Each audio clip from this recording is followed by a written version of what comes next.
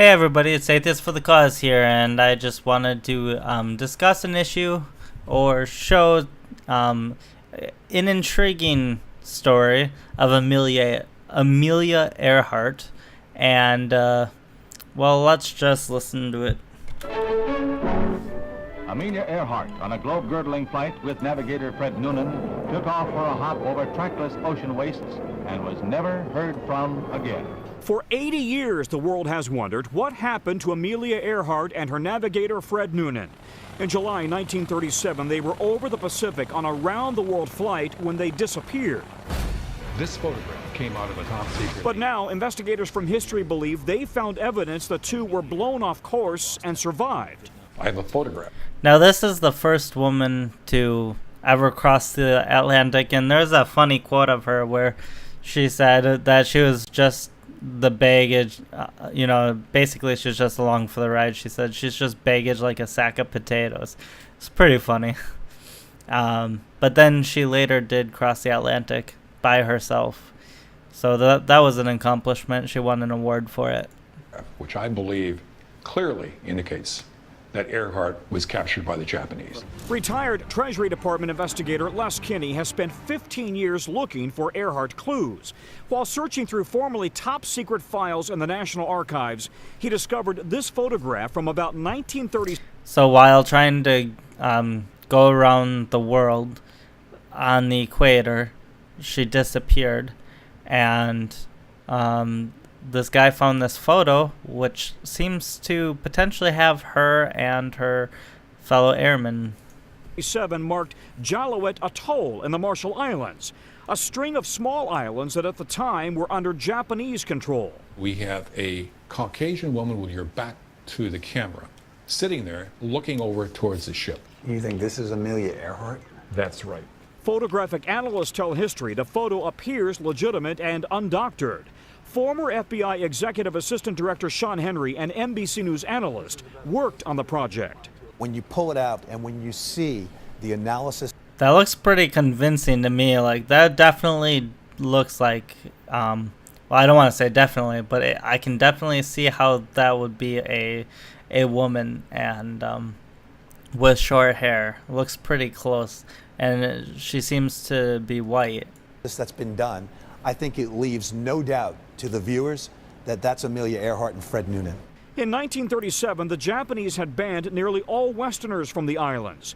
But in the photo, it appears there are 2 Caucasians on the dock. A man standing on the left and what appears to be a woman with short hair wearing pants like Earhart sitting on the edge. Henry took the photo to facial recognition expert Kent Gibson, who first overlaid the photo of the man with file photos of Fred Noonan. The hairline is the most distinctive characteristic.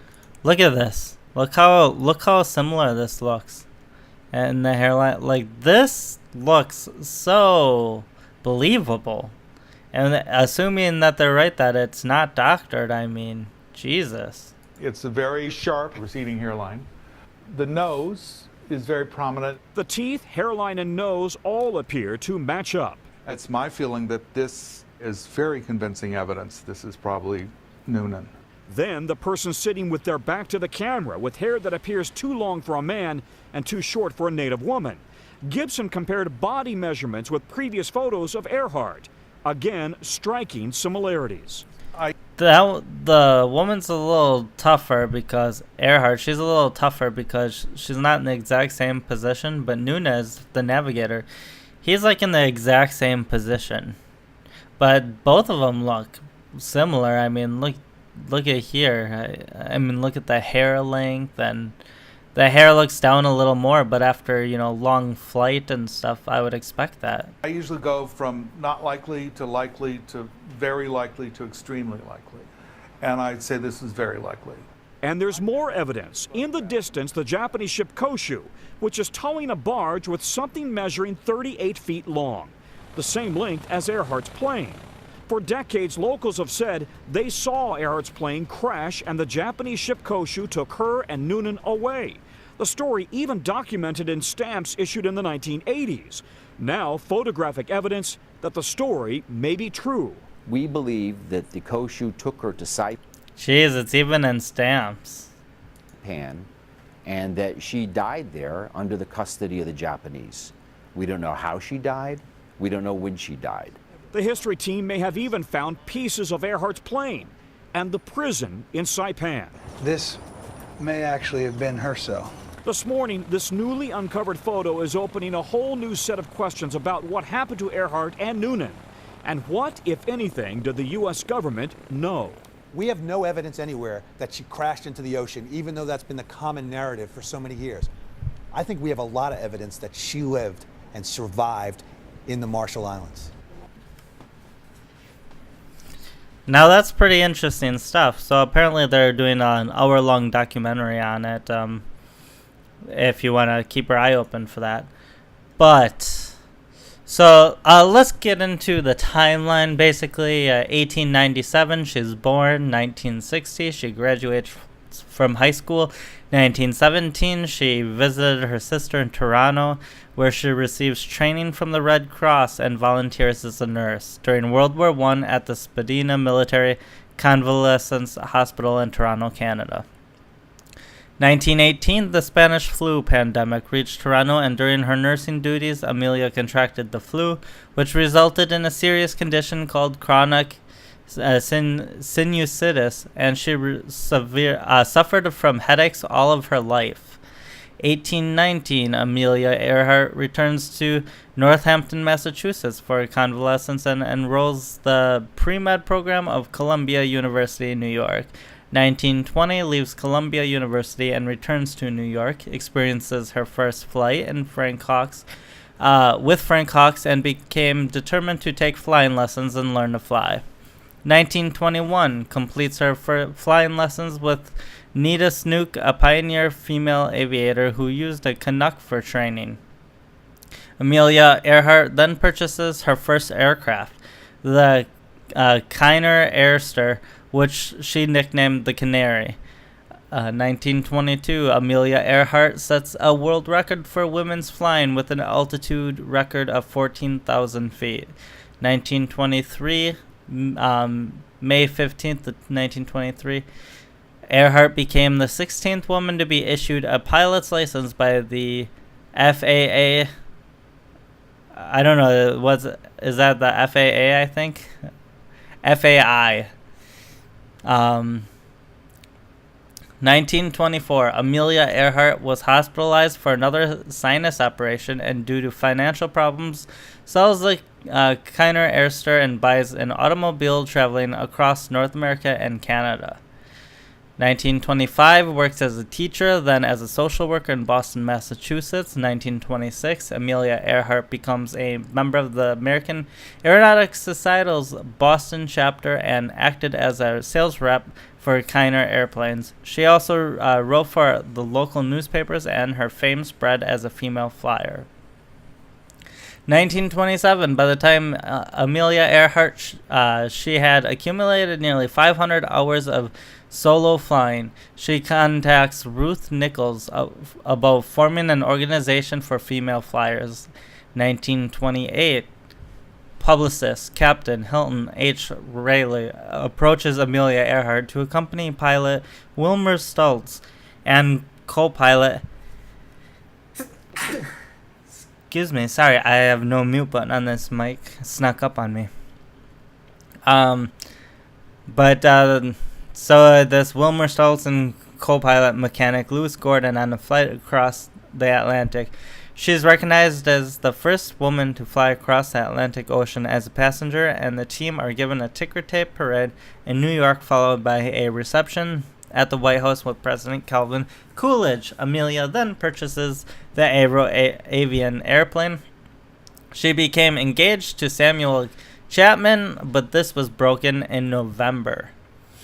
1929, her fame and celebrity leads to profitable promotions. She buys a single-engine Lockheed Vega aircraft and is placed third in the Women's Air Derby from Santa Monica to Cleveland.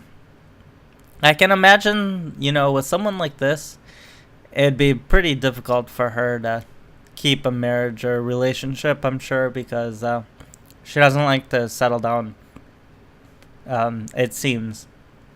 She likes to travel all over.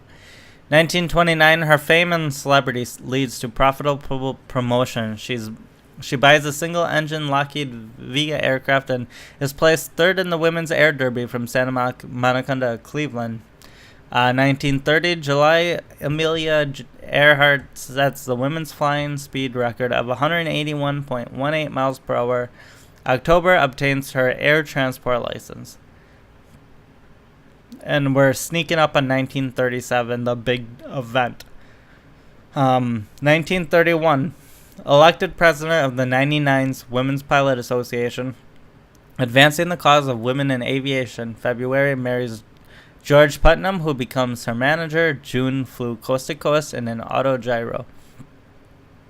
1932, May 21st, Amelia Earhart becomes the first woman to fly solo across the Atlantic, taking 15 hours, 18 minutes, flying a Lockheed Vega 5B. In August, she then became the first woman to fly nonstop across the USA. She flew coast to coast, Los Angeles to New York in 19 hours, 5 minutes in a Lockheed Vega 5B and broke the previous speed record. She is awarded the Army Air Corps Distinguished Flying Cross and Gold Medal of the National Geographic Society presented by President Hoover, and also wins the Harmon Trophy as America's Outstanding Airwoman. Her book, The Fun of It, is published. 1933, competes in the National Air Races in Los Angeles, California, and breaks her own North American transcontinental record with a flying time of 17 hours, 7 minutes, 30 seconds. 1934, wins the Harmon Trophy for the third time. 1935, January 12th, first woman to fly solo across the Pacific, taking 18 hours in a Lockheed Vega. She seems to love these planes. She is named America's Outstanding Airwoman by Harmon Trophy Committee. July of 1936, Purdue University provided the money for a Lockheed twin-engine airplane in which Amelia Earhart plans to make a round-the-world flight. You know, it's a little different going around the world in some of these planes in 1936 from today's world. March of 1937, she begins her round-the-world flight in Oakland, California, setting a record for east-west Oakland to Hawaii travel in 15 hours and 47 minutes, but the plane is damaged and needs repair. June, she starts a second round-the-world attempt from Miami, Florida. Fred Noonan was her only crew member for the second flight.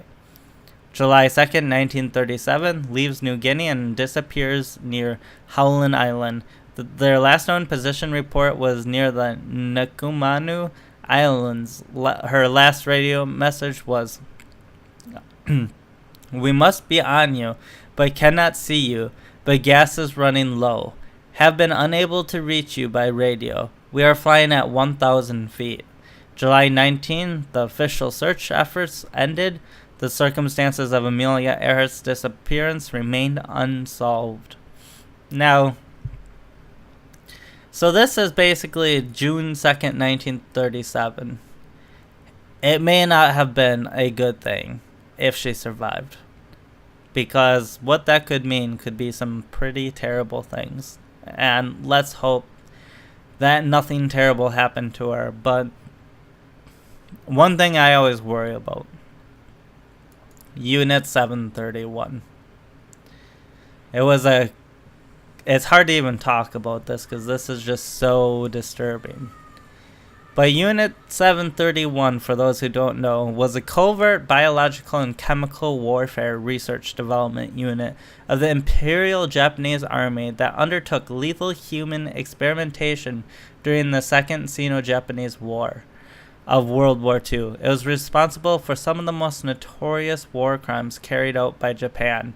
Unit 731 was based at the Pingfang district of Harbin, the largest city in the Japanese puppet state of Manchukuo, northeast China. Now, this isn't the area specifically that she was in, but she could have been transferred here, technically.